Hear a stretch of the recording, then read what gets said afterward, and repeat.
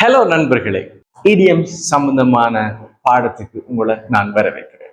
Welcome to your first step in mastering your English idiom. நீண்ட இடைவேளைக்கு பிறகு என்னுடைய மாணவர்கள் நண்பர்கள் அனைவருக்கும் idioms சம்பந்தமான விஷயங்களை பகிர்ந்து கொள்வதில் ரொம்ப மகிழ்ச்சி அடையும். இந்த வீடியோ 5 வகையான டாபிக்கள் இருக்கும். இடியம்னா என்ன, நாங்க idioms ஏன் படிச்சு கொள்ளணும், இடியம்ஸ்ல வகைகள் என்ன, இடியம்ஸ்ல மாற்ற முடியாத விஷயங்கள் என்ன, இறுதியாக நாங்க இது சம்பந்தமான ஒரு ரீகேப்போட இந்த வீடியோ முடிக்க போறோம். Do you know what is idiom? Idioms உங்களுக்கு என்னன்னு தெரியுமா? They are like a secret code in English. இந்த விஷயத்தை நீங்க கேட்கறதுல சற்று குழப்பமாக இருக்கு. அது ஒரு சில சொற்களாக இருக்கலாம், சொற்றொடராக இருக்கலாம், நேரடியாக கருத்து தராவிட்டாலும் அந்த idioms நாங்க யூஸ் பண்ற நேரத்துல எங்களுடைய இங்கிலீஷை நேச்சுரலாகவும் ஃப்ளூயன்ஸாகவும் மாற்றிக்கொள்ளவும் அழகானதாக மாற்றிக்கொள்ளவும் முடியும். idioms ஆரம்பத்துல கேட்கிற நேரம் ஒரு கன்ஃபியூஸா இருக்கும். they are bit confusing. அதனால இந்த idioms சம்பந்தமாக இந்த வீடியோல உங்களுக்கு மிக தெளிவாக சில விஷயங்களை உங்களோட ஷேர் பண்ணுறேன். லெட்ஸ் டைவ் இன்.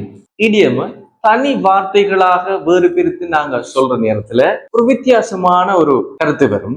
அந்த வார்த்தைகள் எல்லாவற்றையும் சேர்த்து பார்க்கின்ற போது அது ஒரு எக்ஸ்பிரஷனை தரும். இந்த எக்ஸ்பிரஷனை நாங்க இதற்காகத்தான் பாவிக்கணும் அப்படின்னு சொல்லி நாங்க படிச்சு கொண்டோம்னு சொன்னால் நாங்க idioms ஈஸியாக அறிஞ்சு கொள்ள முடியும். Idiom means an expression that gives a different meaning without the meaning of individual word.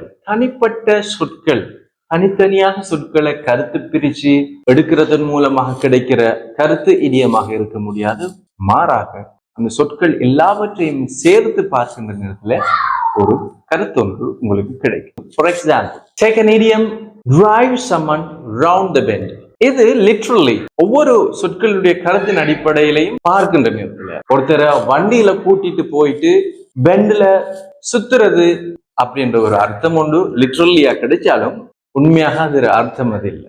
இதுதான் நாங்க தெரிஞ்சு கொள்ள வேண்டும். So it actually means ஒருவரை ரொம்ப கோபப்படுத்துறது அல்லது ரொம்ப வெறுப்பேத்துறது அப்படின்ற ஒரு மீனிங்கை தரும். To make someone very angry or frustrated. See how the music is driving that person round the bend. அந்த மியூசிக் எப்படி அவரை வெறுப்பேத்துது அல்லது கோபப்படுத்துதுன்னு பார். This is the actual meaning of this idiom. So here is another example. ஒரு கல்லுல 2 மாங்காய். கேள்விப்பட்டிருப்பீங்களே. இதை எப்படி நாங்க இங்கிலீஷ்ல சொல்லலாம்? It's like hitting 2 mangoes in 1 stone. No. இங்கிலீஷ்ல நாங்க இதை வேற மாதிரி சொல்றோம். Kill 2 birds with 1 stone. So வித்தியாசமா இருக்குன்னு நினைக்கிறேன். This means achieving 2 things in 1 action.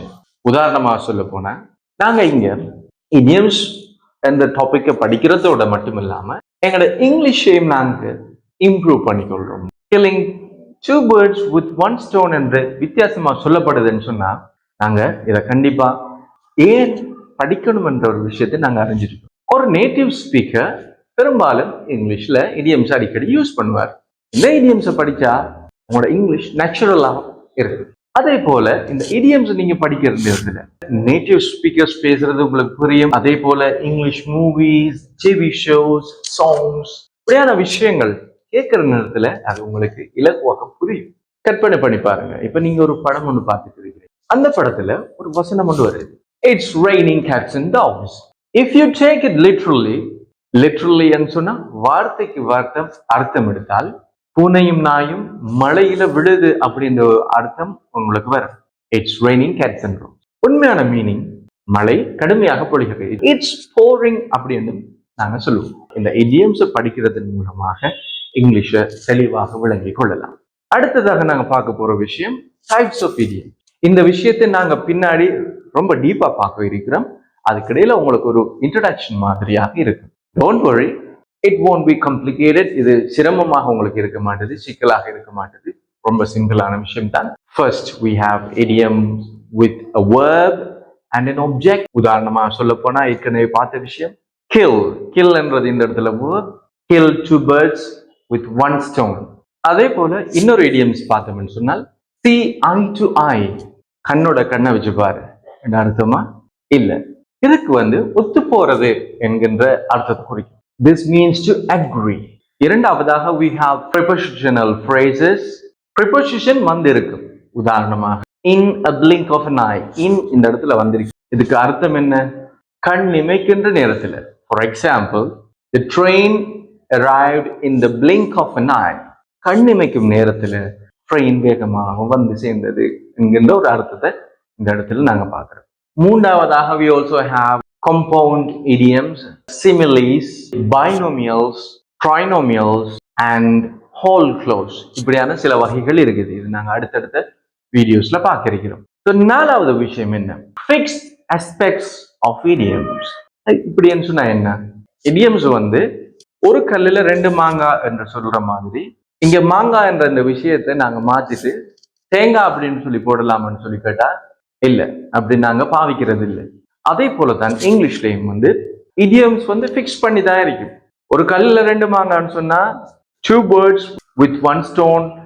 இது வந்து மாற்ற முடியாது. நாங்க தமிழ்ல மாங்காய சொல்றதால நீங்க இங்கிலீஷ்லயும் மாங்காய தான் சொல்லணும் அப்படின்ற ஒரு விதி ஒன்று இல்லை. Therefore, we don't change these words or phrases. So, this is the crucial point. Most idioms are fixed. இது ரொம்ப முக்கியம். We cannot change many idioms. However, there are variations. சில நேரத்துல சின்ன சின்ன மாற்றங்கள் நாங்க பண்ணிக்கொள்ள முடியும், தவிர்க்க முடியாதது. Using passive words. Sometimes you can vary a word. For example, like saying, give me a hard time or give me a tough time. இங்க hard அல்லது tough என்ற இந்த ரெண்டு வேர்ட்ஸும் டைமுக்கு முன்னாடி நாங்க யூஸ் பண்ணுவோம். Always pay attention to the variations when you learn idioms. So, நாங்க இப்போ எங்களோட வீடியோட இறுதி கட்டத்துக்கு வந்துருக்கோம். Let's quickly recap. Idioms என்னன்னு பார்த்தோம், why they are important, what are the types of idioms, and mostly they are already fixed. அதை நாங்க மாற்ற முடியாது அப்படின்ற விஷயத்தையும் பார்த்தோம். அதுக்கிடையில சில வேரியேஷன்ஸ் மாற்றங்களும் ஒரு சிறிய சிறிய மாற்றங்களும் காணப்படுது என்பதையும் நாங்க பார்த்தோம். நான் நினைக்கிறேன் இந்த இன்ட்ரோடக்ஷன், இந்த அறிமுகம் உங்களுக்கு பிரயோஜனமாக இருந்திருக்கும். இடியம்ஸ் சம்பந்தப்பட்ட மேலதிகமான தகவல்கள் அடுத்தடுத்த வீடியோல உங்களுக்கு வர காத்திருக்குது. இந்த வீடியோஸ் உங்களுக்கு பிரயோஜனமா இருந்துச்சுன்னு சொன்னா எங்க வீடியோ மறக்காம லைக் பண்ணுங்க. இது மற்றவர்களுக்கு பிரயோஜனமாக இருக்கும் அப்படின்னு நீங்க நினைச்சீங்கன்னு சொன்னா உங்க ஃப்ரெண்ட்ஸுக்கு ஷேர் பண்ணுங்க. இதே போல பல வீடியோஸ் நீங்க தொடர்ச்சியா பார்க்கறதுக்காக எங்களோட சேனலை சப்ஸ்கிரைப் பண்ணுங்க. Thank you for watching.